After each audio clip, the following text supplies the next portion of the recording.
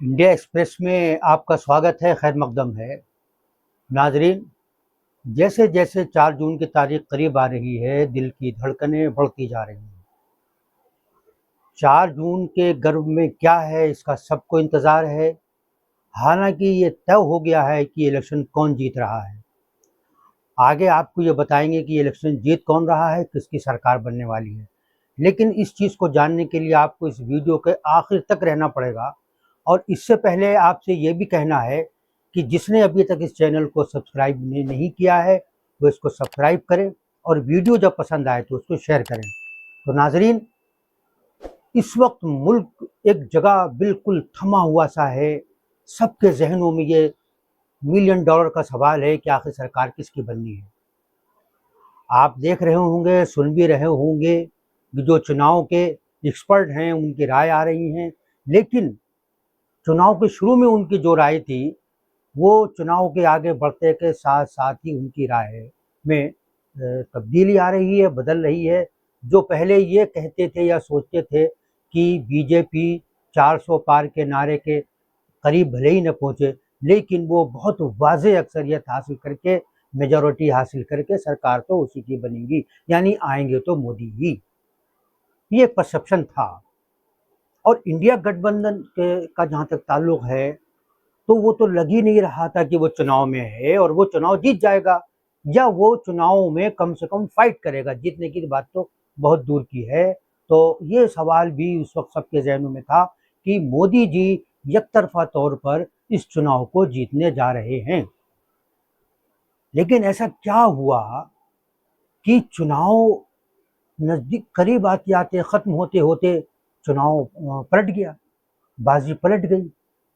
अब वो आवाज़ें जो ये कहती थी कि मोदी जी 300 से ज़्यादा सीटें ले आएंगे, अब वो भी ये कह रहे हैं कि उनकी अक्सरियत आ जाएगी, जैसा कि मैं पहले कह चुका हूँ।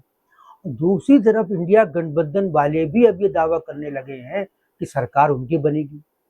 जो गठबंधन कहीं नज़र नहीं आ रहा था, वो सरकार बनाने का दावा कर रहा है।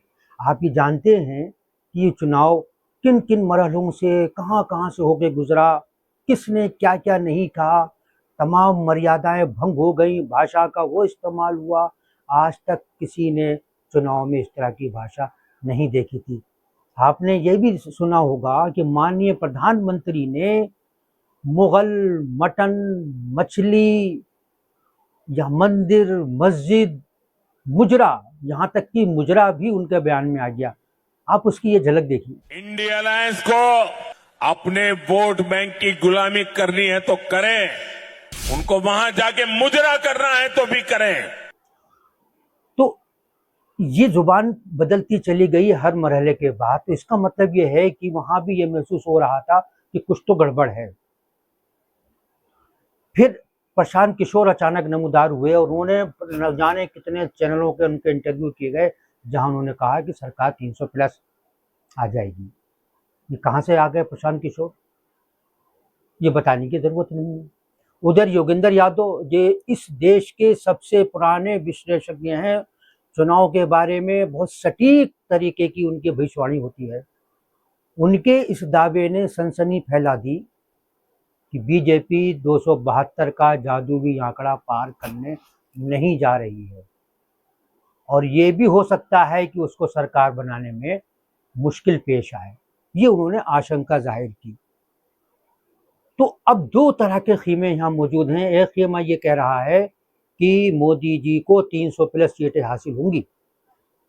नरेश अरोड़ा एक तरफ हैं, इसी के साथ साथ हर्षवर्धन हैं, जो इस बात का दावा कर रहे हैं कि बीजेपी 300 प्लस लेगी। एक मीडिया पूरा समूह है, वो भी ये बात कह रहा है।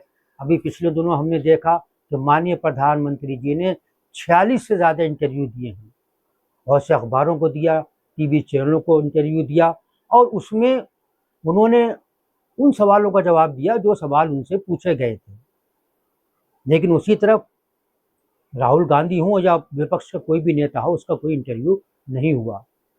लेकिन गठबंधन ने एक काम किया, उसने संविधान को पकड़ लिया कि संविधान बचाओ, लोकतंत्र बचाओ, इसलिए कि संविधान जा रहा है, और वो चला गया तो रिजर्वेशन भी चला गया।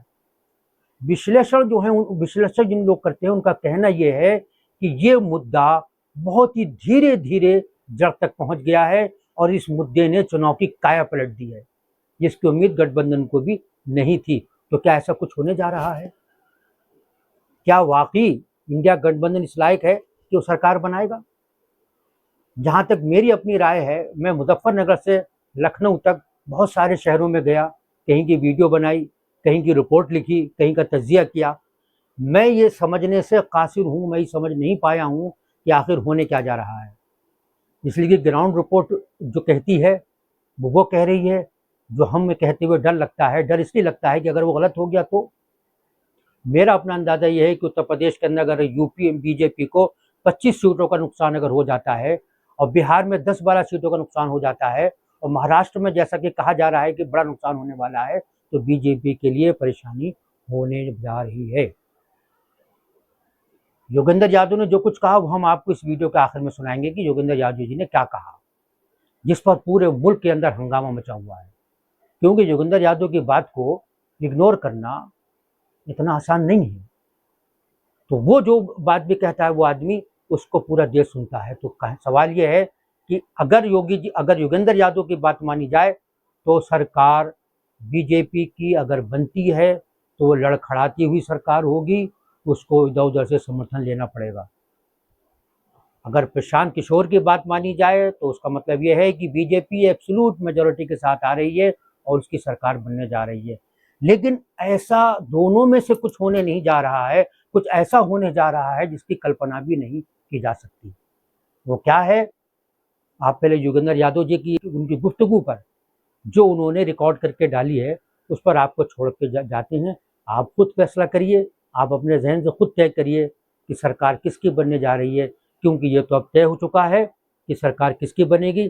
7वां मरहला होने जा रहा है, 57 सीटें हैं। ये 57 सीटें भी बहुत महत्वपूर्ण होने वाली हैं। यकम जून को मीटिंग है गठबंधन की, ये बहुत इंपॉर्टेंट मीटिंग है। उसमें क्या तय होने वाला है, इसका मतलब यह है कि वो सजग है, अलर्ट है और वो किसी भी किस्म की अपॉर्चुनिटी को हाथ से जाने देने के लिए तैयार नहीं है। मुकाबला बहुत सख्त है, आखिरी गेंद तक इसका फैसला होने वाला है। ये ऐसा मैच है जो एक तरफा कतई नहीं है। कोई 10 दिन पहले चुनाव के परिणाम का आकलन करते हुए मैंने एक वीडियो रिलीज की। करोड़ों लोगों ने देखा, लाखों प्रतिक्रियाएं आई, सवाल पूछे गए। सबने कहा कि भाई 4th पेज से पहले आपने किया था, अब फाइनल मूल्यांकन क्या है? तो ये आपके सामने है फाइनल मूल्यांकन मेरे ख्याल से इस चुनाव में बीजेपी को 240 से 260 के बीच में सीट आनी चाहिए, उसके एनडीए सहयोगियों को 35 से 45 के बीच, कांग्रेस 85 से 100 के बीच और उसके इंडिया गठबंधन के बाकी सहयोगियों को 120 से 135 के बीच। मतलब 400 पार वाली बात तो टोटल हवाई थी। 300 पार करना भी बीजेपी के लिए नामुमकिन होगा। मेरी समझ है कि बीजेपी 272 से नीचे है, 250 के नीचे भी जा सकती है। इंडिया अलायंस 205 और 235 के बीच में कहीं है, यानी कि बहुमत से पीछे है, एनडीए से पीछे है। लेकिन अगर आने वाले कुछ दिनों में उत्तर प्रदेश और बिहार में कुछ बड़ा बदल हो जाता है तो ये संभावना से इनकार नहीं किया जा सकता कि उस एक्सट्रीम सिचुएशन में इंडिया गठबंधन एनडीए से आगे निकल सकता है, मगर आज है नहीं। मेरे पास कोई एग्जिट पोल नहीं है, सीधा साधा मोटा जमीनी मूल्यांकन है, लेकिन कहीं कुछ चुभ गई है बात, बहुत सवालों की बौछार हो गई है। एक बात हर कोई पूछता है कि साउथ में और ईस्ट में क्या बीजेपी गेन नहीं कर रही और वहां के गेन्स होंगे, बाकी के लॉसेस तो बराबर हो जाएंगे। इस बात में छोटा सा सच का अंश है। सच का अंश ये है कि हाँ, जो तटीय पट्टी है केरला से लेके उड़ीसा तक, इसमें बीजेपी के वोट बढ़ेंगे, थोड़ा सा सीट का भी फायदा होगा। शुरुआत यहीं से कर लेते हैं, बीजेपी के गेन्स देख लेते हैं। फायदा उतना नहीं जितना वो सोचते हैं। केरला, तमिलनाडु और पौंडीचेरी मिला के बीजेपी की अपनी सीट सिर्फ 2 बढ़ सकती है। एलाइज को भी 2 और सीट आ सकती है। आंध्र में बीजेपी के एलाई टीडीपी और जनसेना ने बहुत अच्छा परफॉर्म शायद किया है। कुल मिला के इन्हें 15 सीट आ सकती हैं। बीजेपी की अपनी सीट बढ़ेंगी 3। तेलंगाना में इस बार सीधे कांग्रेस और बीजेपी का मुकाबला हो गया है और ऐसे में कांग्रेस की सीट भी बढ़ेंगी, बीजेपी की सीट भी बढ़ेंगी। ये भी संभव है कि लगभग बराबर हो जाए। मान लीजिए 4 सीट बीजेपी की और बढ़ गई, पहले ही 4 थी, 8 पे पहुंच गई। उड़ीसा, बीजेपी के पास ऑलरेडी 8 सीटें हैं, 4 सीट और बढ़ सकती हैं। विधानसभा में हारेंगे लेकिन लोकसभा में उनकी परफॉर्मेंस इंप्रूव होगी। कितना फायदा हुआ कुल मिला के? 13 सीट का। अब दक्षिण भारत के बाकी बचे हुए राज्य पे आ जाइए। कर्नाटका, खाली कर्नाटका में बीजेपी को कम से कम 13 सीट का नुकसान है। 25 सीट बीजेपी के पास है, एक उनके सहयोगी के पास थी। 12 से ज्यादा इस बार बीजेपी की नहीं आ रही, तो 13 सीट का जो फायदा बाकी सब राज्यों में हुआ वो अकेले कर्नाटका में बराबर हो गया। बच गया ईस्ट। बंगाल में दोनों तरह की बहुत रिपोर्ट आई है और काफी देखने के बाद मेरा मोटा मानना है कि बीजेपी जो गिरावट हुई थी उससे उठ के वापस 18 के करीब कहीं आ जाएगी। ना कोई बड़ा गेन, ना कोई बड़ा लॉस। नॉर्थ ईस्ट में पिछली बार बीजेपी ने बहुत अच्छा परफॉर्म किया था, असम और सारे राज्यों में। मोटे तौर पे बीजेपी लगभग वहीं कहीं पे खड़ी है। निष्कर्ष ये है कि पूरे साउथ इंडिया और पूरे ईस्ट इंडिया को मिला दें तो बीजेपी का नफा और नुकसान कट के 0 पे पहुंच जाता है। एलाइज को 15 सीट का फायदा है, उसे एक बार साइड में रख लीजिए, लेकिन बीजेपी की गिनती टैली गिनते वक्त आप ईस्ट इंडिया और साउथ इंडिया को अब एक तरह से भूल सकते हैं। अब देखिए सिर्फ ये जो बाकी इलाका बचा है जहां पिछली बार बीजेपी ने स्वीप किया था, यहां पे बीजेपी की कितनी सीट कम होती है वही उसकी नेशनल टैली में कम होगी। शुरुआत करते हैं महाराष्ट्र से। महाराष्ट्र में पिछली बार एलाइज के साथ एनडीए को 42 सीट थी, इस बार कम से कम 20 सीट का नुकसान है।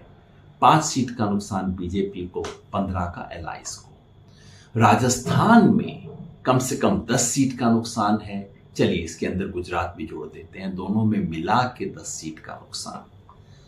मध्य प्रदेश, छत्तीसगढ़ में कम नुकसान है, लेकिन अगर उसके साथ आप झारखंड भी जोड़ दें तो तीनों में मिला के 10 सीट का और बीजेपी को नुकसान।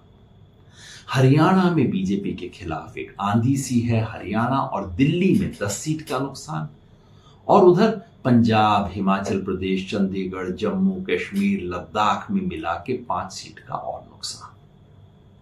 बच गया उत्तर प्रदेश और उत्तराखंड, जहां मेरे अनुमान से बीजेपी को कम से कम 10 सीट का नुकसान है। बिहार में बीजेपी और उसके एलाइज को पिछली बार 40 में से 39 सीट थी, कम से कम 15 सीट का नुकसान है। 5 सीट का बीजेपी को, 10 सीट का नुकसान उसके एलाइज को। अब इस सारे को जोड़ के देखते हैं। कुल मिला के बीजेपी को 55 सीट का नुकसान, मतलब पिछली बार 303 से 248, और बीजेपी के सहयोगियों को यहां 25 सीट का नुकसान, लेकिन पहले 15 सीट का फायदा था, तो नेट 10 सीट का नुकसान। इस आधार पे मैं कहता हूं बीजेपी 240 से 260 के बीच में कहीं, और बीजेपी के सहयोगी 35 और 45 के बीच में कहीं। मतलब ये कि ये चुनाव पलट चुका है, और अगर आने वाले 2 चरणों में उत्तर प्रदेश, बिहार और हरियाणा और दिल्ली में यह आंधी अगर और पकड़ ले तो ये भी हो सकता है कि एनडीए ही 272 के नीचे रुक जाए। ये वो सच है जो मीडिया, पोलस्टर, एक्सपर्ट आप तक पहुंचने देना नहीं चाहते। ये वो सच है जो मेरा फर्ज है आप तक पहुंचाना, और आपका फर्ज है आगे हर व्यक्ति तक पहुंचाना।